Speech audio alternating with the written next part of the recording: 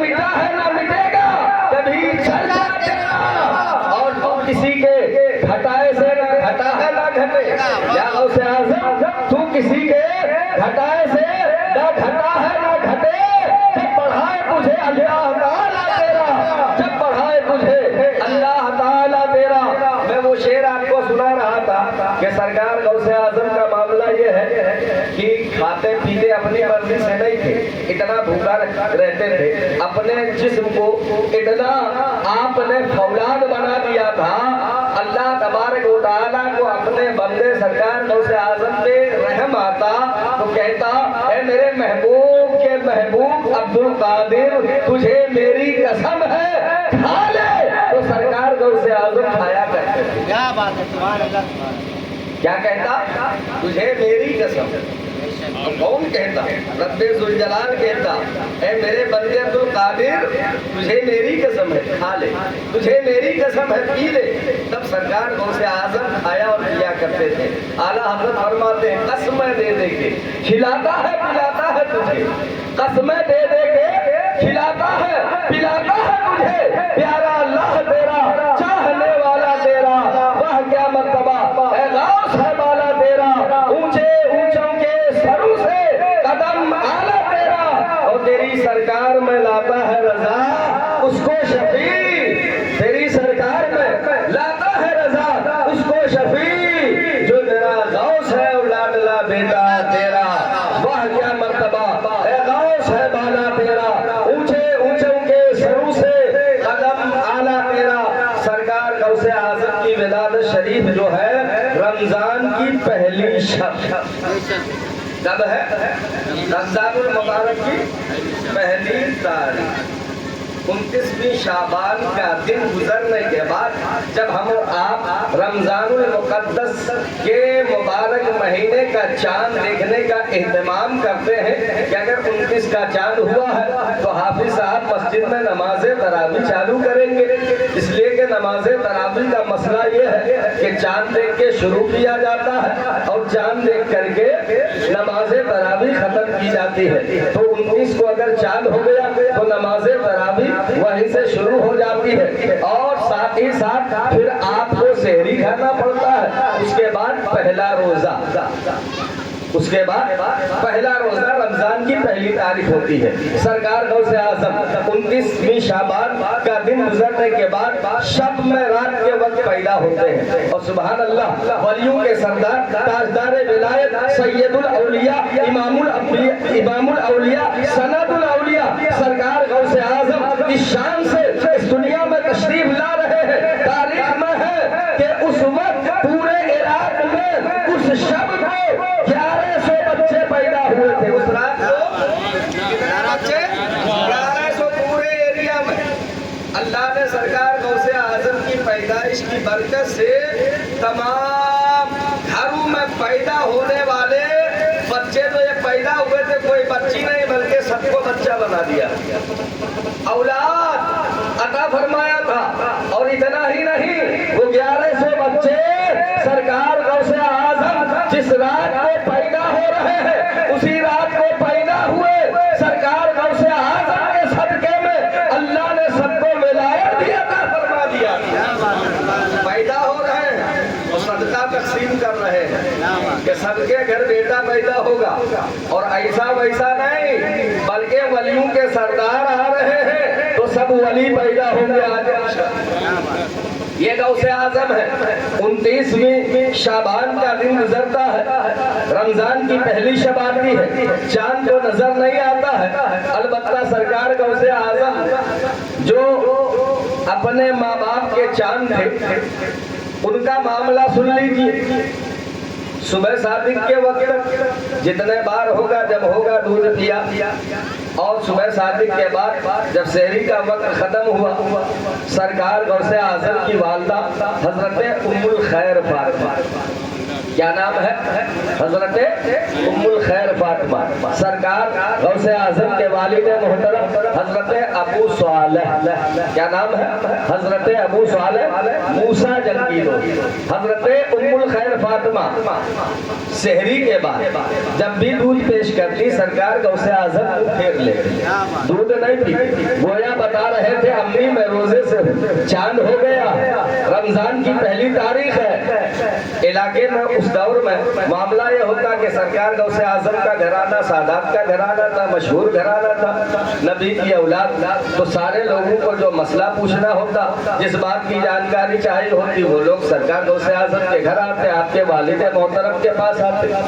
सुबह के वक्त सारे लोग हर तरफ से आने लगे कि पता नहीं कल 19 के चांद की तस्दीक हुई कि नहीं, किसी ने चांद तो देखा नहीं, आज पहली तारीख है कि नहीं, आज पहला रोजा रखा जाएगा कि नहीं, पता करते हैं। सरकार गौसे आजम के घर चारों तरफ से लोग आने लगे। सरकार गौसे आजम के वालिद हजरत अबू साले से पूछते हैं कि ये बताइए कल चांद हुआ था कि नहीं, आज रोजा रखा जाए या तोड़ दिया जाए, आज रमजान की पहली तारीख है कि नहीं, पहला रोजा होगा कि नहीं। सरकार गौसे आजम के वालिद मोहतरम हजरत अबू साले जवाब देते हैं कि चांद तो मैंने भी नहीं देखा, चांद तो मैंने भी नहीं देखा है, कहीं से कोई खबर भी नहीं आई है, कहीं से कोई शहादत भी नहीं गुजरी है, कहीं से कोई तस्दीक भी नहीं आई है। तो अंदर से सरकार गौसे आजम की वालिदा जवाब देती है, मेरे सरदार मामला यह है, चांद तो किसी ने देखा नहीं है, मगर यकीन के साथ मैं कह सकती हूँ कि मेरे चांद अब्दुल कादिर ने शहरी के बाद से दूध पीना छोड़ दिया है।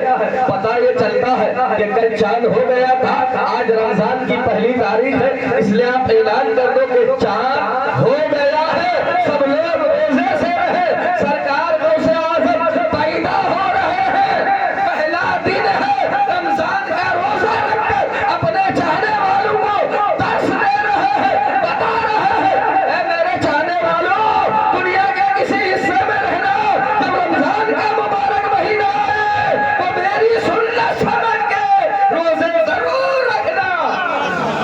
मगर आज अफसोस है, 11वीं शरीफ खूब धूमधाम से करेंगे, गौसे आजम के नाम का नारा इतने जोर से लगाएंगे कि मत पूछिए, गौस का दामन नहीं छोड़ेंगे। पकड़ा ही कब आपने भैया, पकड़ेंगे तब तो छोड़ेंगे, पकड़ा ही नहीं है तो क्यों ज़बानी दावा कर रहे हैं ये नहीं छोड़ेंगे। भाई गौसे आजम पैदा हो रहे हैं, रोज़ा रख रहे हैं, और आगे बढ़िए 4 साल की उम्र शरीफ उस्ताद के पास लेके वालिदा पहुंची, 4 साल 4 महीने 4 दिन पहुंची गौसे आजम के रस्मी बिस्मिल्लाह खानी के लिए। अच्छा गौसे आजम, हमारे आपके घर के बच्चे 4 साल में बहुत कुछ हम लोग भी अल्हम्दुलिल्लाह आज के दौर में सिखा देते हैं। और गौसे आजम थे वलियों के सरदार से, गौसे समदानी महबूबे रब्बानी सरकार अब्दुल कादिर जीलानी वलियों के सरदार मादरजाद वली पैदा हुए। कौन वली है? मादरजाद वली, वलियों के सरदार हैं। तो जाहिर सी बात है 4 साल में बहुत कुछ पढ़ लिया होगा। वस्ताद के पास पहुंचे, मगर वस्ताद जान रहे हैं नन्हा सा बच्चा है, छोटा सा बच्चा है, तालीम देना है, कहा पढ़ो बेटा, औज़ु बिल्लाहि मिनश शैतानिर रजीम बिस्मिल्लाहिर रहमानिर रहीम। सरकार गौसे आजम ने ऐसे ही पढ़ा, कहा आगे पढ़ो, सूरह फातिहा शुरू किया, अल्हम्दुलिल्लाहि रब्बिल आलमीन। अब सरकार गौसे आजम खुद ही पढ़ने लगे, अल्हम्दुलिल्लाहि रब्बिल आलमीन अर्रहमानिर रहीम मालिक यौमिद्दीन इय्याका नअबुदु व इय्याका नस्तईन पढ़ते चले गए। फिर अलिफ लाम मीम सूरह बकरा चालू किया, फिर सूरह आले इमरान, सूरह निसा, सूरह माइदा पढ़ते हुए चले जा रहे हैं। पहला, दूसरा, तीसरा, चौथा, पांचवा, आठवां, 10वां, 18 पारे एक ही नशिस्त में सरकार गौसे आजम ने अपने उस्ताद को सुना दिया। पढ़ना चालू किया तो कितना सुनाया? 18 पारे सुना दी। तो खामोश हो गए। उस्ताद ने कहा बेटा आगे सुनाओ, कहा बस इतना याद है। अब हैरान है उस्ताद सुन के कि पढ़ने आया था मुझे ही पढ़ा रहा है। पढ़ने आए थे 18 पारे तो खुद ही याद करके मुझे बता रहे हैं। कहा बेटा एक बात ये बताओ, ये 18 पारे याद कैसे किया, पढ़ा कहाँ था? सरकार गौसे आजम फरमाते हैं मेरे उस्ताद मोहतरम, मैं दुनिया के किसी उस्ताद से नहीं पढ़ा, मैं अम्मा के शिकम में था, माँ की पेट में था, मेरी माँ का मामूल था, नमाज पढ़ती थी, कुरान उठाती थी, कुरान की तिलावत करती थी। मैं 9 महीने माँ के पेट में कुरान सुन सुन कर याद किया करता था। कहाँ पढ़ा था? माँ के पेट में पढ़ा था। अच्छा एक बात यहाँ आपको बता दूं, ये सब बहुत कुछ सुने हैं, मगर उसका जो मैं नतीजा आपको बताऊंगा वो सुनिए। सरकार गौसे आजम कहाँ पढ़े थे पेट में माँ के पेट, अम्मा के पेट। इसका मतलब क्या हुआ कि जब माँ के पेट में बच्चा होता है, जब से रूह डाल दी जाती है तो वो बच्चा सुनने के काबिल हो जाता है। किसके काबिल? यानी जो आप बोलेंगे वो सुनता है। हमारे आपके सबके बच्चे, सिर्फ गौसे पाक नहीं सुनते, सबके बच्चे सुनते हैं। तो हम जो सुनाते हैं वो याद करके आते हैं। अच्छा, आपके पूरे लोरपुर में कहीं कोई कॉलेज, यूनिवर्सिटी, मकतब, मदरसा ऐसा बना है जहाँ बच्चों को गाली की ट्रेनिंग दी जाती है? नहीं दी जाती है ना। कोई स्कूल नहीं है ना कहीं। हम तो समझते हैं पूरी दुनिया में कहीं नहीं होगा। मगर ये जो बच्चे गाली देते रहते हैं महल्ले में, आपने देखा है, किसने सिखाया है? कभी गौर किया आपने? इसे गाली कौन बताता है? गाली की ट्रेनिंग कौन देता है? गाली की तरबियत कौन देता है? जब तक बच्चा बोलने के काबिल नहीं होता है तब तक कोई गाली नहीं। और जैसे ही बोलने लगा सुपर फास्ट के तरह एक से एक गाली लोगन उठा के देखो, आपको तर्जमा नहीं मिलेगा। डिक्शनरी खोल के देखिए, उसका मफहूम ही आपको नहीं मिलेगा। इसी गाली के लोगन में नहीं मिलेगा उसका माना। और ये सीखा कहाँ? सीखा कहाँ? अरे गौसे आज़म ने बताया, ए लोगों, मैं माँ के पेट में कुरान सुन के हाफिज बना हूँ। तुम जो गालियाँ दे रहे हो, माँ के पेट में जब बच्चे होता है उसे सुन के वो याद करता है, और जब पैदा होता है बोलने के काबिल होता है तो फिर वही दोहराता है, फिर वही दोहराता है। सिखाया और पढ़ाया नहीं जाता है। बीवी घर में हामिला है, अब्बा हाफिज़तुर रशीद के करीब पहुंचे, 70 वाला लिया और चढ़ा के आया और 70 गाली बीवी को रात में दिया। बेटा सुन रहा था। अब पैदा होने के बाद वो भी तो गाली ही देगा कि नाज़ शरीफ पढ़ के सुनाएगा, कुरान पढ़ के सुनाएंगे। टीवी लगा के हमारी माँ बहन पेट में बच्चा है, पिक्चर देख रही है, तो पैदा होने के बाद क्या वो कुरान लेके बैठेगा? नहीं, ठुमका ही तो लगाएगा। क्या करेगा? अरे जो आपने किया था वही वो कर रहे हैं, किसी को बताने की जरूरत नहीं है। ये तो मेरे गौसे आज़म ने बताया कि मैं माँ के पेट में हाफिज़े कुरान होकर के बता रहा हूँ कि जो तुम करोगे वही तुम्हारा बच्चा सीखेगा और वही करेगा। तो अगर आप चाहते हो कि आपका बच्चा नेक हो, अच्छा हो, क्या हो, हाफिज़े कुरान बनाए, आप आलिम दीन बनाए। गौस जैसा बच्चा तो नहीं पैदा कर सकते, क्योंकि गौस जैसा बच्चा पैदा करने के लिए हज़रत उम्मुल खैर फातिमा जैसी माँ चाहिए, हज़रत अबू सालेह जैसा बाप चाहिए। दोनों अपने वक्त के वली कामिल, एक वलिया कामिला और दूसरा वली कामिल। और जब दोनों वली की मुलाकात होती है तो फिर वलियों का सरदार जन्म लेता है, इसे पेट और पुष्ट से। हम तो गौसे आज़म जैसा बेटा पैदा नहीं कर सकते हैं। हाँ, कोशिश करें, इंतजाम अच्छा करें, घर का इस्लामी माहौल बनाए। हमारी माँ बहन बेटियां जब हामिला हो खास तौर से तो वो नमाजों की पाबंदी करें, कुरान की तिलावत करें और गलत चीजों से परहेज करें, तो इंशाअल्लाह गुलामे गौस जरूर पैदा कर सकते हैं, हाफिज़े कुरान जरूर बना सकते हैं, उसे आलिम दीन उसे जरूर हम बना सकते हैं। ये इंतजाम हमें और आपको करना होगा। घर का माहौल इस्लामी बनाना होगा, दीनदार घराना होगा, तो इंशाअल्लाह दीनदार बच्चा भी पैदा होगा। आप आजकल कौन फसल चल रही है देख रहे हैं? धान। जिसने भी धान बोया है क्या वो गेहूं काटेंगे? धान ही काटेंगे ना। और जो धान बोए हैं वही तो काटेंगे। भाई कोई मोटा वाला, कोई और उससे मैन वाला धान अलग अलग है ना। हम तो किसान नहीं इसलिए नहीं जानते हैं, नाम नहीं बता। जैसा बोएंगे वैसा काटेंगे। तो आप जैसा बोते हो वैसा आपके सामने पेड़ तैयार हो रहा मेरे भाई। कसूर आपका है, उस बच्चे का नहीं, क्योंकि आपने अच्छे माहौल में उस बच्चे को आने का इंतजाम नहीं किया। अगर अच्छे माहौल آنے کا انتظام کرتے تو انشاءاللہ وہ اچھا ہی ہوتا. کیوں؟ ایک شاعر نے کہا ہے وہ کل کی مائیں ہوتی تھی پردہ پوش تو بیٹا ہوتا تھا خواجہ اور غوث. وہ کل کی مائیں ہوتی تھی پردہ پوش تو بیٹا ہوتا تھا خواجہ اور غوث. اور آج کی یہ مائیں جاتی ہیں سنیما ہاؤس تو بیٹا ہوتا ہے گنڈا اور بوس. بیٹا کیا ہوتا ہے؟ گنڈا اور بوس. ایک سے گنڈا ملے گا محلے میں ٹپوری مت پوچھیے. ایک سے ایک ملے گا آپ کو. آتا جاتا کچھ نہیں ہے مگر انگلش اخبار الٹا لے کر کے گھومیں گے. دیکھنے والا بھی دنگ ہوگا جب انگلش پڑھنا ہی نہیں آتا ہے اور انگریزی اخبار لے لیں گے تو الٹا سیدھا اسے کیسے پتا کہ ادھر سے پڑھا جاتا ہے. مگر دکھائیں گے انگلش اخبار لے کے ہم گھومتے ہیں. پی ایچ ڈی کیے ہیں انگریزی میں. وہ یہ جانتے ہیں ہمارا اور آپ کا قصور ہے. ایک شاعر نے کہا تھا وہ کل کے مسلمان جنگ پہ جاتے تھے قرآن اور شمشیر کے ساتھ. یہ آج کے مسلمان فلم دیکھتے ہیں بیٹی اور ہمشیر کے ساتھ. ہمیں شرم نہیں آتی. اب تو پہلے چلو ٹی وی لگاتے تھے. ٹی وی کی بیماری کسی کو ہو جائے تو لوگ ڈاکٹر کے یہاں پیسہ دیتے تھے. 6 مہینہ علاج کراتے تھے. ڈاکٹر صاحب اس بیماری کو دور کر دیجیے ہم سے. مگر ایک دور ایسا آیا کہ لوگ پیسہ دے کے دکان سے خرید کے لاتے تھے کہ ٹی وی دے دیجیے ہم کو. کیا دے دیجیے؟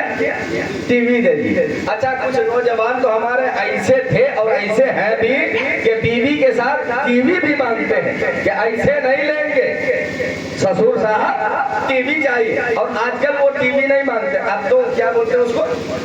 LCD بولتے ہیں. بھائی میں نے نہیں لگایا ہے اس لیے پتا نہیں. کبھی کبھی سن لیتا ہوں نام. الحمدللہ اللہ کا شکر ہے. ہاں کئی بار میرے دل میں خیال آیا یہ دعوت اسلامی والا جو چینل ہے مدنی چینل اسے لگاؤں. مگر اس شرط سے میں اس لیے نہیں لگاتا ہوں کہ اگر اپنے چھت پہ وہ لگاؤں گا کیا بولتے ہیں اس کو چھتری تو لوگ دیکھیں گے تو کہیں گے ارے مولانا کے گھر میں ٹی وی لگا. اب اسے کیا پتا میں کون چینل چلا رہا ہوں. مدنی چینل چل رہا ہے یا پکچر چل رہا ہے. بہرحال اس ڈر سے نہیں لگاتا ہوں کہ اسے دیکھ کے کم سے کم میرے اوپر یہ الزام نہ آئے کہ مولانا کے گھر میں بھی ٹی وی لگا ہے. ایسا کام بالکل نہیں کرنا چاہیے جس سے بدنامی ہو. میری بدنامی کا مطلب سب علماء کی بدنامی. اس لیے کوشش کرتا ہوں کہ اللہ ہمیں خود بچائے اور آپ سبوں کو سرکار غوث اعظم کے صدقے تمام خرافات سے بچائے. یہ ٹی وی کی بیماری ہم لوگ لے کے آئے. اچھا کچھ دن تک تو چلا. چونکہ ٹی وی کا معاملہ یہ ہوتا سارے گھر کے لوگ اکٹھا ہو کے بیٹھتے تھے. بہو بیٹھی ہے, بیٹا بیٹا بھی ہے, بیٹی ہے, بیوی ہے, سب ایک سے ایک دیکھ رہے ہیں. مگر اب ٹیکنالوجی کا دور ہے, سائنسی دور ہے, ترقی کا معاملہ ہے.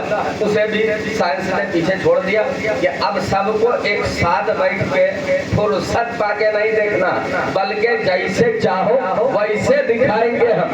کچن میں ہو تب بھی موبائل لے لو, چالو کر دو, چالو رہے گا. اور اگر دیکھنے کی فرصت نہیں ہے تو کان میں ٹھوس لو کیا بولتے ہیں اس کو, ایئر فون. ہم لگاتے نہیں, ایئر فون لگا دو, سنو ایک سے ایک دھمال والا گانا. اماں گانا سن رہی, کھانا بنا رہی, کتنی برکت ہوگی اس کھانے میں اور کھانے والے کے اندر کتنی ایمانداری اور دیانتداری پیدا ہوگی. بتائیے اگر درود شریف پڑھ کے وہ کھانا بناتی, بسم اللہ سے شروع کرتی, سرکار پہ درود پڑھتی تو انشاءاللہ درود کی برکت سے, درود پاک کی برکت سے اس کھانے میں برکت آ جاتی. اللہ کی رحمت نازل ہوتی ہے آپ کے گھر پہ. اور اس کھانے کے بعد جو بیماریاں ہوتی درود پاک کی برکت سے انشاءاللہ وہ بھی دور ہوتی. مگر ایسا نہیں ہوتا میرے بھائی, چونکہ اب کسی کو کوئی فرصت نہیں ہے. یہ غوث اعظم کی محفل کچھ بات بتا دوں. غوث اعظم والدہ کے پیٹ میں حافظ قرآن پیدا ہوتے ہمیں بتا رہے ہیں. کیا بتا رہے ہیں؟ تم بھی اگر اچھا انتظام کرو میرے ماں باپ کے طرح تو غلام غوث ضرور تمہارے گھر میں پیدا ہوگا. حافظ قرآن وہ بچہ پیدا ہونے کے بعد بن سکتا ہے. بہت سارے لوگ کوشش کرتے ہیں مگر بن نہیں پاتے. کیوں؟ ابا ہی لگتا ہے کچھ کمی ابا ہی مرے. آرزو تو سب کی ہے. تو پیڑ لگانے کے لیے جانتے ہیں نا بہترین جگہ بھی چاہیے، وقت بھی بہترین چاہیے، دیکھ ریکھ بھی بہترین چاہیے، تب وہ پھلدار ہوگا، تب پھل ملتا ہے نا۔ تو ہم اور آپ نسل تو بڑھا رہے ہیں، اچھی نسل بنا نہیں رہے۔ ہمیں اہتمام کرنا ہوگا، انتظام کرنا ہوگا کہ ہم بھی اسلامی ماحول گھر کا بنائیں، ہماری ماں بہن پردے میں رہ کر کے سارے کام کاج کو کریں۔ تو جانتے ہیں انشاءاللہ آپ کے گھر میں جو بھی بچہ جنم لے گا وہ ضرور غریب نواز کا غلام ہوگا، غوث اعظم کا چاہنے والا ہوگا، اپنے نبی کا وہ عاشق انشاءاللہ ضرور ہوگا، اور آپ اسے تعلیم دیں گے تو ضرور اس میں اللہ اسے کامیابی عطا فرمائے گا۔ تو گھر کا ماحول اچھا ہونا چاہیے۔ آگے بڑھیے، سرکار غوث اعظم اور کچھ بڑے ہوئے اماں کے پاس گیا، امی یہاں جیلان میں کوئی بڑا مدرسہ اسکول نہیں ہے، مجھے بہت زیادہ علم حاصل کرنا ہے۔ اور کیوں کرنا ہے؟ سرکار غوث اعظم فرماتے ہیں درست العلم حتی سرد و کتبہ، میں نے علم حاصل کیا یہاں تک کہ اللہ نے مجھے مقام کتب عطا فرما دیا۔ کوئی جاہل ولی نہیں بنتا میرے بھائی۔ آج کل یہ جو 36 انگوٹھی لگا کے بڑا بال لے کے گھومتے، آج کل فیس بک یوٹیوب میں آپ نے دیکھا، اب تو عورتوں کو بھی کچھ یہ جاہلوں نے پھیل کر دیا ہے، اب تو عورتوں کا لباس پہن کے دیکھیں گے نہیں، عورتوں کا لباس پہن کے چوڑی اڑی باضابطہ پہن کے بھیا گھونگھٹ لگا کر، ولی نہیں ولیائے گئے ہیں۔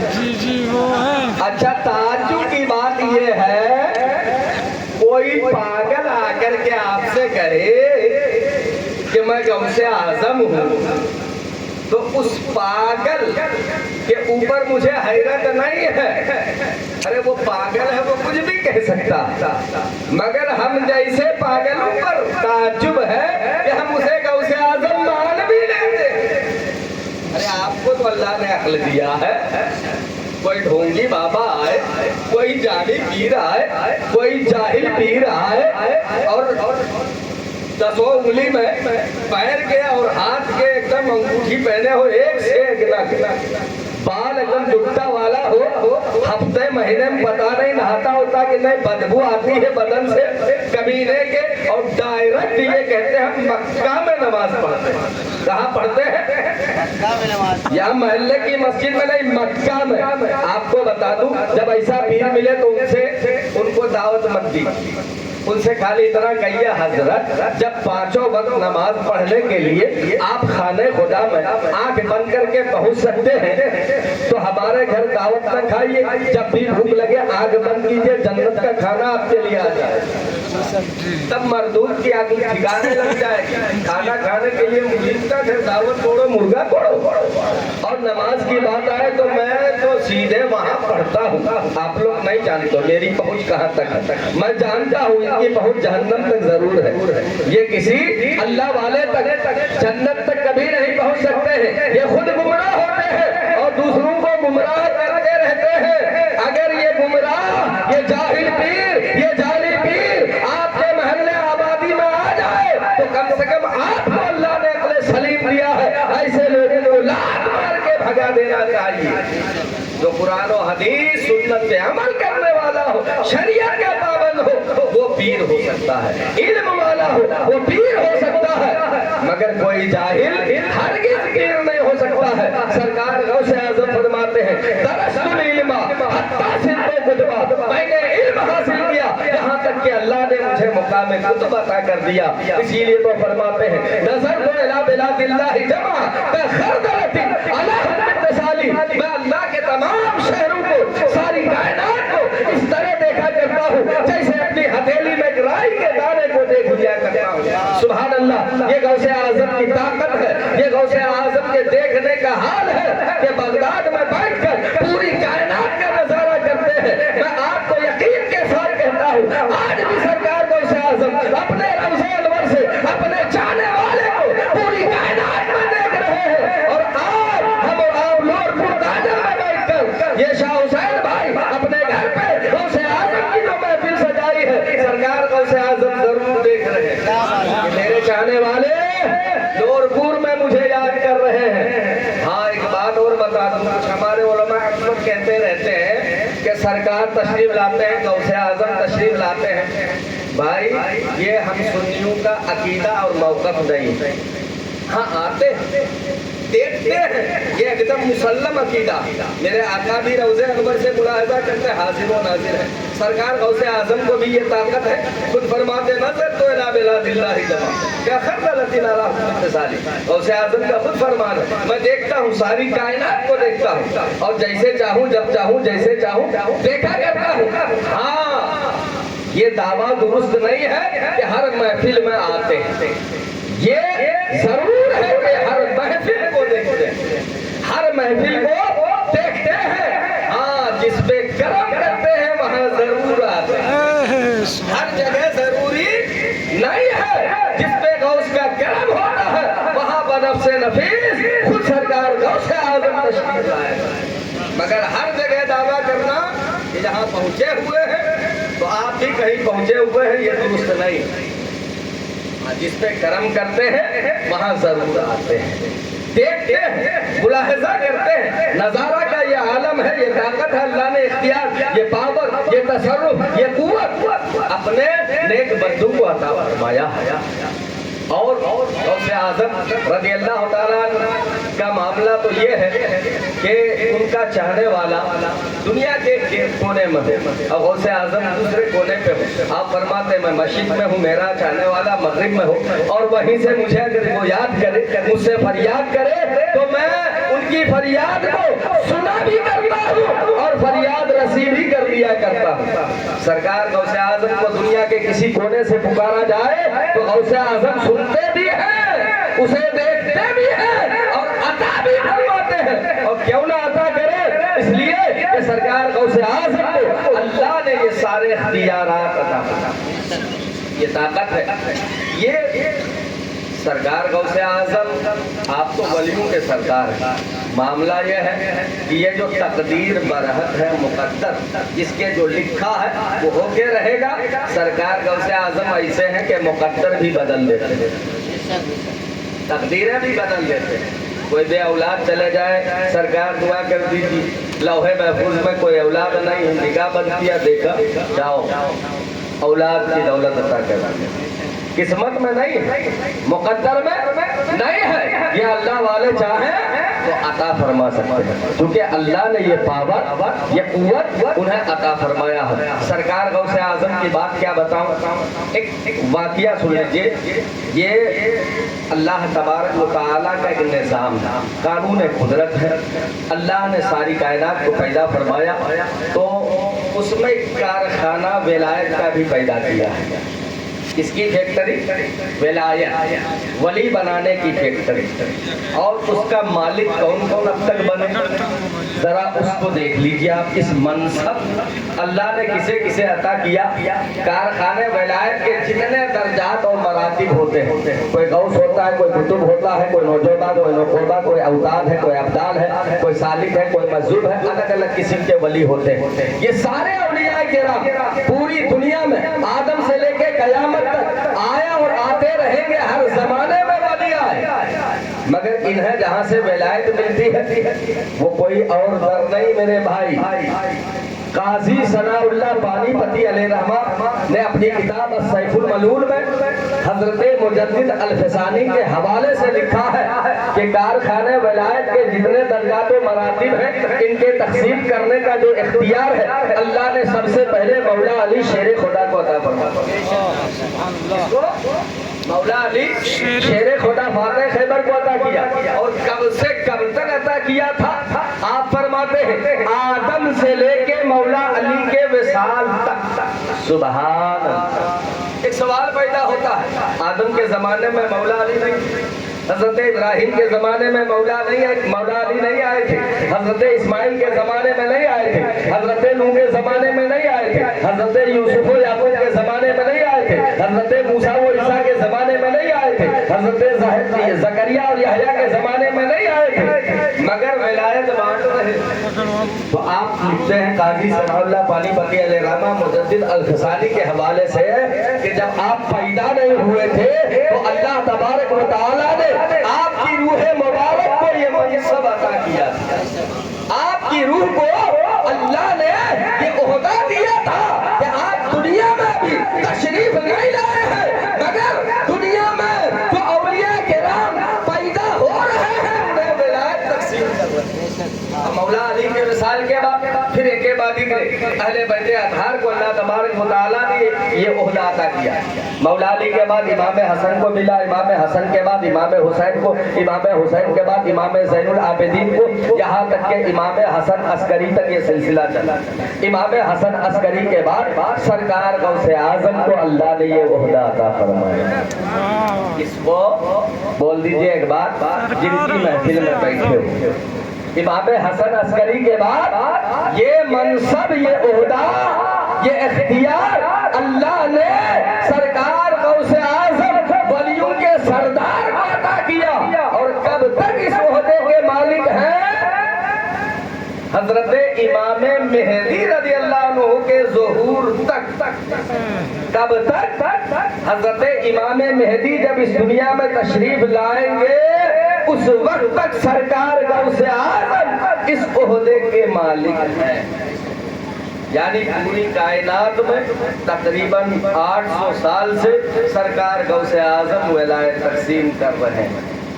کہیں بھی کسی کو ولایت کا جو بھی مقام حاصل ہوتا ہے وہ غوث اعظم کی بارگاہ سے، کہیں اور سے نہیں، غوث اعظم کی چوکھٹ سے اسے ولایت بھیک میں دی جاتی ہے، عطا کی جاتی ہے، تب ولی بنتا۔ کوئی بھی ولی غوث اعظم کی بارگاہ سے دور رہ کر ان کی چوکھٹ کو چھوڑ کر اگر ولی بننا چاہے تو قسم خدا کی کوئی ولی نہیں ہو سکتا، کوئی بھی ولی نہیں ہو سکتا ہے جب تک سرکار غوث اعظم کی بارگاہ کا صدقہ اسے نہ مل جائے۔ ہم اور آپ غوث اعظم کا صدقہ آج کھائے بھی، بہت سارے لوگوں کو دعوت کی تھی 11ویں شریف کی، پھر غوث اعظم کی محفل میں ہم اور آپ بیٹھے بھی ہو، باتیں بہت ہیں۔ میں نے کل رات میں بہت لمبی تقریر کر دیا تھا، آج دن میں بھی کر دیا ہوں، وقت بہت ملا تھا، یہاں کیا وقت نہیں ملتا ہے، ورنہ میں الحمدللہ خالی اعلیٰ حضرت کے شعر کی تشریح کرنا چاہوں تو کئی رات اعلیٰ حضرت کے اشعار میں اتنی خوبیاں ہیں، بس یہ جان لیجئے سرکار اعلیٰ حضرت کے شعر کو سمجھے نہ سمجھے سن لیجئے اور سبحان اللہ کہہ دیجئے، کیونکہ اعلیٰ حضرت کی شاعری ایسی ویسی نہیں ہوتی تھی، یا تو قرآن کے کسی آیت کی ترجمانی ہوتی ہے، یا کسی حدیث پاک کو بیان کیا جاتا ہے، یا پھر کسی معتبر واقعہ کو سرکار اعلیٰ حضرت اپنی شاعری میں نقل فرماتے ہیں، وہی شاعری ہوتی ہے۔ تو سمجھ میں آئے نہ آئے بس سبحان اللہ اعلیٰ حضرت کی شاعری سنیے تو کہہ دینا چاہیے سرکار غوث اعظم اس عہدے کے مالک ہیں امام مہدی رضی اللہ تعالیٰ عنہ کے ظہور تک، یعنی پوری کائنات میں ولایت بانٹ رہے ہیں۔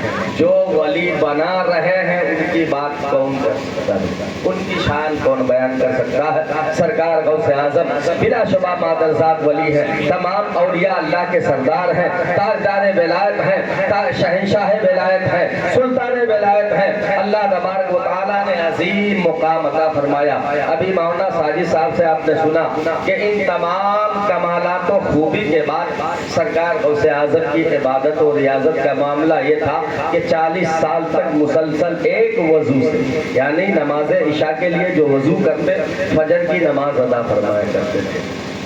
یہ غوث اعظم کی عبادت کا حال ہے۔ کھانے پینے کا معاملہ تو یہ تھا کہ رب کہتا میرے بندے عبدالقادر تجھے میری قسم کھا لے، تب کھاتے تھے۔ ہم لوگ تو نٹائی گٹائی تک حور لیتے ہیں اور ایسا سوئے رہتے ہیں کہ ایک بار اللہ کا شکریہ بھی ادا نہیں کر پاتے میرے بھائی۔ اور کہاں 40 سال ایک وضو سے فجر کی نماز، ہم لوگ عشاء کی پڑھ لیں فجر میں پہنچ جائیں تو یہی غنیمت۔